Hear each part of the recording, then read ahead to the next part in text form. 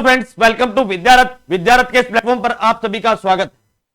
हरियाणा के अंदर जो एडीए की भर्ती निकली हुई है, कल हमने उसके ऊपर वीडियो बनाया था, आपने थंबनेल भी देखा होगा। तो आज उसी के रिगार्डिंग ही कुछ बात करते हैं, क्योंकि बहुत सारे बच्चों के ये डाउट है कि कहां से सिलेबस करना चाहिए। क्योंकि जो बातें निकल कर आई है वो एकदम से निकल कर आई है, क्योंकि पहले जो पता था वो सिर्फ और सिर्फ लॉ का पेपर होगा।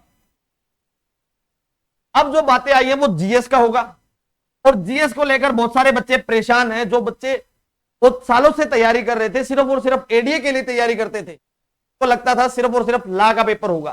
पहले क्या होता था कि 80% तक लॉ का सिलेबस आता था, जो बाकी 20% बच गया उसको वो बच्चे संभाल लेते थे। लेकिन अब जो चीजें हैं वो बदल गई। अब टोटली जो पेपर है एचसीएस लेवल का पेपर होगा, और बहुत स्टैंडर्ड पेपर होगा। ये मत मानकर चलना कि डायरेक्ट क्वेश्चन आपसे पूछ लिए जाएंगे, बैटल ऑफ प्लासी कब हुआ, बैटल ऑफ बधेरा कब हुआ, बैटल ऑफ बोंडीबोस कब हुआ, ऐसे नहीं पूछा जाएगा। अब उसको थोड़ा सा डीप में पूछा जाएगा, किस तरीके से एचसीएस का पेपर होता है।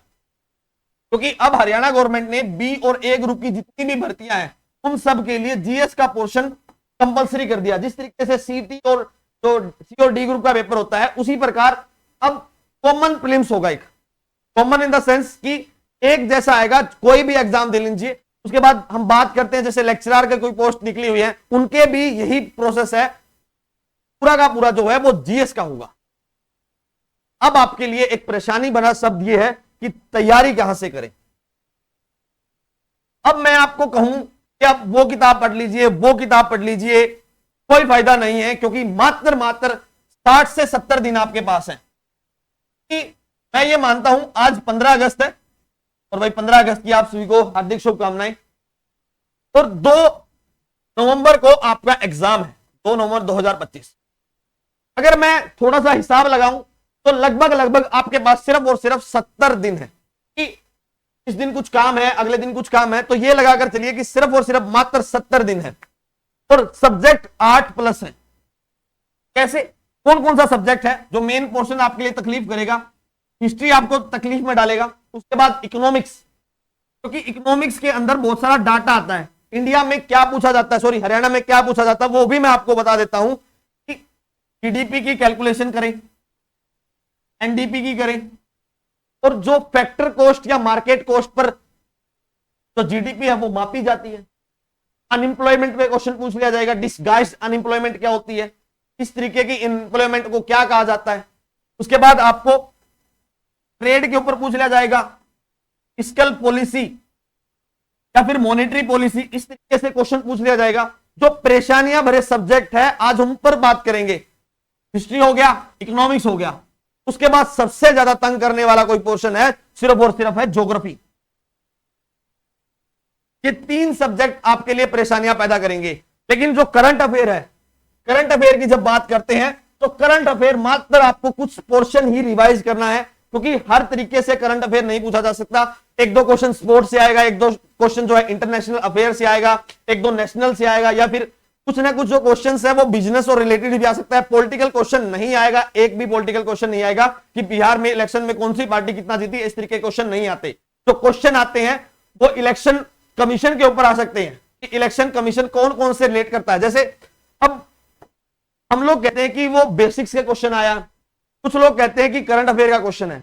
अगर मैं आपसे कहूं कि इलेक्शन कमीशन के ऊपर क्वेश्चन आया है कि 1988 में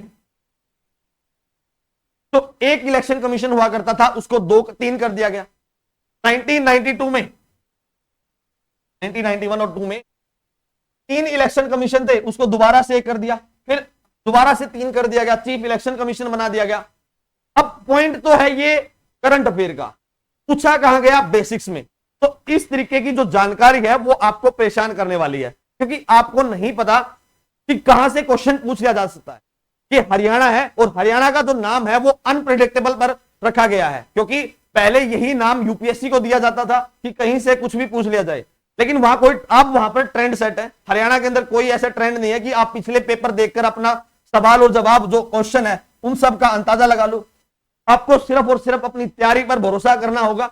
अब सबसे बड़ी बात आती है कि कहां से क्या पढ़ा जाए। भाई जो बच्चा जिसके पास टाइम बहुत अच्छा है, तो मैं डेफिनेटली कहूंगा कि बेसिक्स किताब पर जाए। बेसिक इन द सेंस जो एनसीईआरटी है उसको थोड़ा सा मजबूत करें, क्योंकि जनरल साइंस अगर आप एनसीईआरटी से करते हो तो डेफिनेटली मैं कहता हूं एक भी क्वेश्चन छूट जाए तो मुझे कह देना। एनसीईआरटी बहुत बड़ा पार्ट है और वहां से जो साइंस का क्वेश्चन आप कर लोगे तो मुझे नहीं लगता उसके बाहर कोई जरूरत पड़ेगी। अब वही बात हिस्ट्री में आती है। भाई हिस्ट्री में 3 से 4 बुक मैं रिकमेंड करता हूं, अगर वो आप कर लो तो मैक्सिमम जो पार्ट है वो आपका हो जाएगा। जैसे सबसे बड़ा पार्ट आता है एंशिएंट हिस्ट्री, और एंशिएंट हिस्ट्री में सिर्फ और सिर्फ इंडस वैली सिविलाइजेशन और गुप्ता टाइम पीरियड तो ही ऐसे टाइम है जो आपको बहुत तसल्ली से पढ़ने हैं, के बाहर आपको एंशिएंट नहीं पढ़ने की जरूरत है। देन उसके बाद मेडाइवल हिस्ट्री की बात आती है।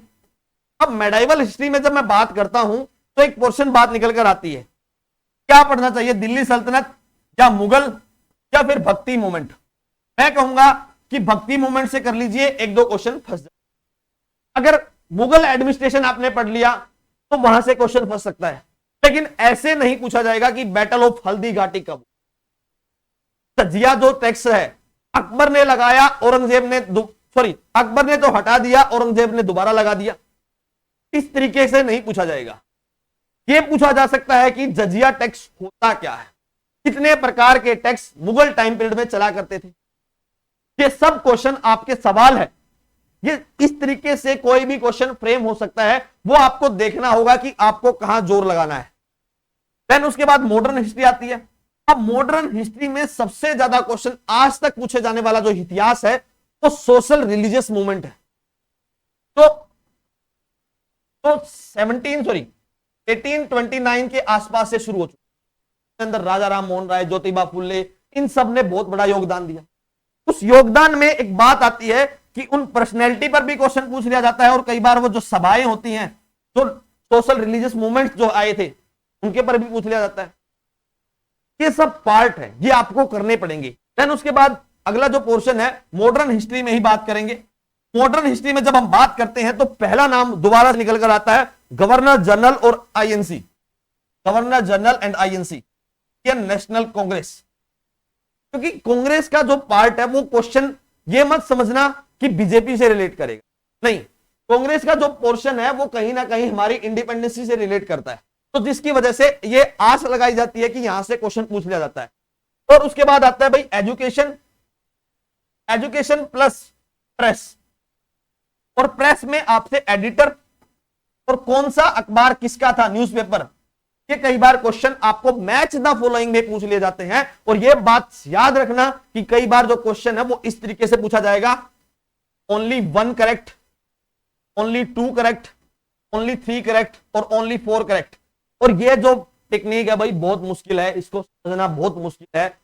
आज तक हमें भी नहीं पता लगा कि ये टेक्निक को कैसे सोल्व किया जाए। बाकी जो एलिमिनेशन टेक्निक्स है वो सारी की सारी मैं आपको करवाऊंगा, प्रॉपर तरीके से बताई जाएंगी कि एलिमिनेशन टेक्निक्स किस तरीके से आप यूज करके प्रीलिम्स का एग्जाम बहुत आसानी से निकाल सकते हो। भाई प्रीलिम्स बहुत बड़ी हवा नहीं है, बहुत आसान पेपर है। अगर आपने एक बार क्वालिफाई कर लिया तो आपको अंदाजा लग जाएगा कि प्रीलिम्स को कैसे क्वालिफाई किया जाता है। और मेंस की तैयारी आप लोगों की अपनी तैयारी होगी, ठीक है, किसी पर डिपेंड मत रहना कि भाई मैं ये कर लूं ये कर लूं, कुछ नहीं होता भाई।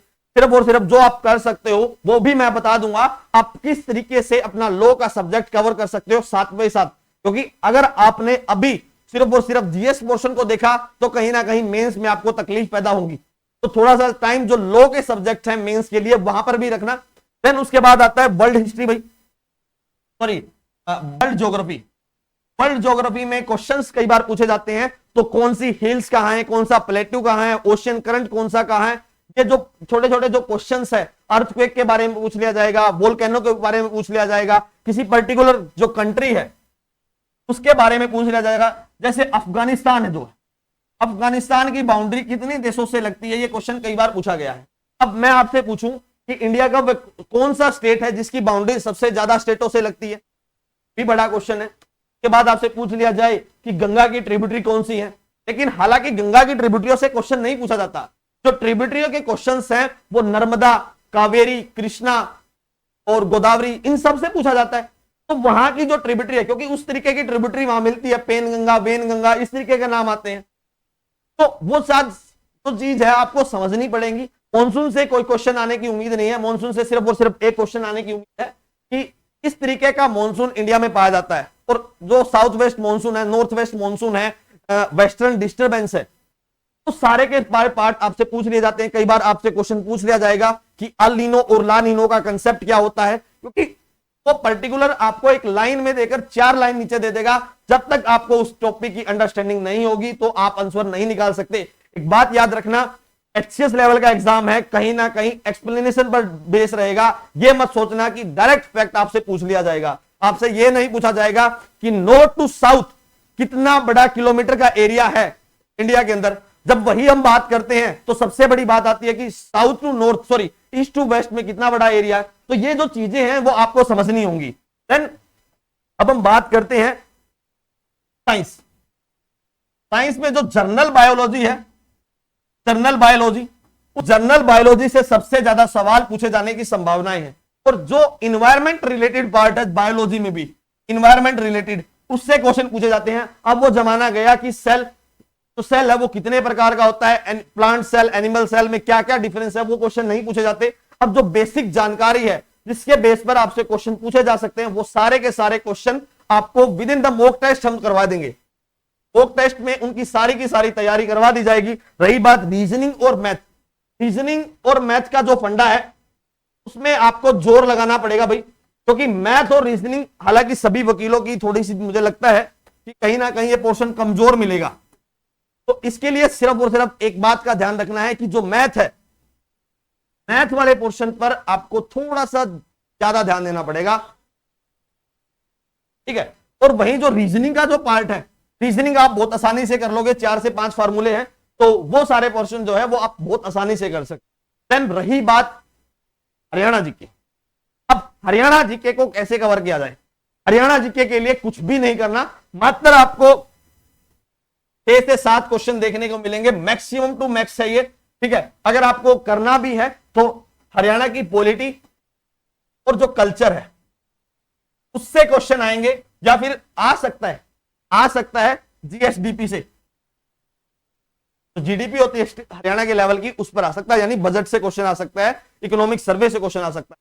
इससे बाहर कोई भी पोर्शन मुझे नहीं लगता कि एडीए के अंदर पूछा जा सकता है। इसके बाद हम बात करेंगे जो सिर्फ और सिर्फ हमारे साथ तैयारी करना चाहता है, जो हमारे साथ जुड़ना चाहता है, उन सब के लिए बात करते हैं, ठीक है। ये 999213 एंड 4012 ये मेरा नंबर है, आप इस नंबर पर कॉन्टेक्ट कर सकते हो। जूम एप्लीकेशन पर क्लास लेंगे, जूम एप्लीकेशन पर, क्योंकि सभी बच्चे उसको आसानी से देख पाए। पहली बात, क्योंकि शाम को क्लास होगी, 8 PM रख लेंगे या 7 PM, तो समय जो है वो अनुसार आपके अनुसार हम मैनेज कर लेंगे। जो बच्चा हमारे साथ जुड़ना चाहता है उस नंबर पर कांटेक्ट करके अपना रजिस्ट्रेशन करवा सकता है। आज से रजिस्ट्रेशन शुरू हो चुका है, 1-2 क्लास हम डेमो के लिए आपको देंगे, ठीक है। आज हम क्लास करेंगे एंशिएंट हिस्ट्री का जो पोर्शन, जो आपके एग्जाम पॉइंट ऑफ व्यू से मोस्ट इंपोर्टेंट होने वाला है, वो आप देख सकते हो। और प्लीज सब्सक्राइब टू विद्यारथ। आज के लिए इतना ही, धन्यवाद दोस्तों।